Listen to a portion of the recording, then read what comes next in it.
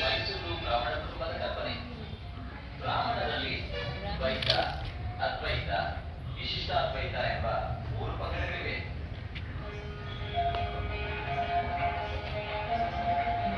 ಪ್ರಾಚೀನ ಕಾಲದಿಂದಲೂ ಬ್ರಾಹ್ಮಣರ ಕುಲಕಸುಬು ಔನ್ನತ್ಯ, ಸರಳ ಬದುಕು, ಸಾತ್ವಿಕ ಆಹಾರ, ವಿದ್ಯೆಯಿಂದ ವಿನಯ ಎಂದು ಅರಿತವರು.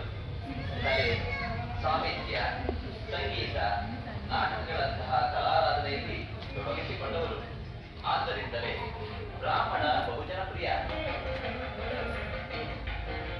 ರಾಜಾಶ್ರಯದ ಸಂದರ್ಭದಲ್ಲಿ ದಿವಾನರಾಗಿ, ರಾಜಗುರುಗಳಾಗಿ, ರಾಜಪುರೋಹಿತರಾಗಿ ಹೆಚ್ಚಾಗಿ ಕಂಡುಬರುವುದು ಬ್ರಾಹ್ಮಣರೇ. ಕಾಲ ಬದಲಾದಂತೆ ಇಂದು ಎಲ್ಲಾ ಕ್ಷೇತ್ರಗಳಲ್ಲಿಯೂ ಬ್ರಾಹ್ಮಣರನ್ನು ಕಾಣಬಹುದು. ಕೆಲವರು ಕೃಷಿಕರಾದರೆ, ಕೆಲವರು ಹೋಟೆಲ್ ಉದ್ಯಮಿಗಳಾಗಿದ್ದಾರೆ, ಮತ್ತೆ ಕೆಲವರು ರಾಜಕಾರಣದಲ್ಲಿ ಸರ್ಕಾರದ ಅತ್ಯುನ್ನತ ಪದವಿಗಳನ್ನು ಅಲಂಕರಿಸಿದ್ದಾರೆ.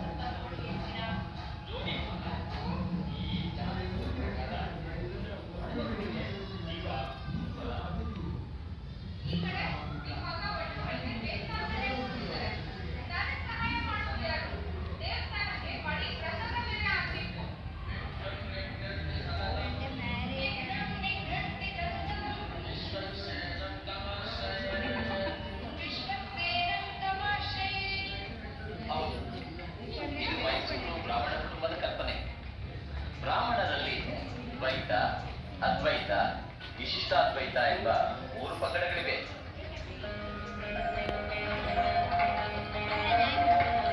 ಪ್ರಾಚೀನ ಕಾಲದಿಂದಲೂ ಬ್ರಾಹ್ಮಣರ ಕುಲಕಸುಬು ಪೌರೋಹಿತ್ಯ, ಸರಳ ಬದುಕು, ಸಾತ್ವಿಕ ಆಹಾರ, ವಿದ್ಯೆಯಿಂದ ವಿನಯ ಎಂದು ಅರಿತವರು. ಕಲೆ, ಸಾಹಿತ್ಯ, ಸಂಗೀತ, ನಾಟಕಗಳಂತಹ ಕಲಾರಾಧನೆಯಲ್ಲಿ ತೊಡಗಿಸಿಕೊಂಡವರು. ಆದ್ದರಿಂದಲೇ ಬ್ರಾಹ್ಮಣ ಬಹುಜನ ಪ್ರಿಯ.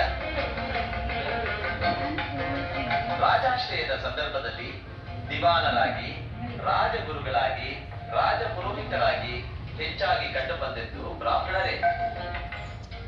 ಕಾಲ ಬದಲಾದಂತೆ ಇಂದು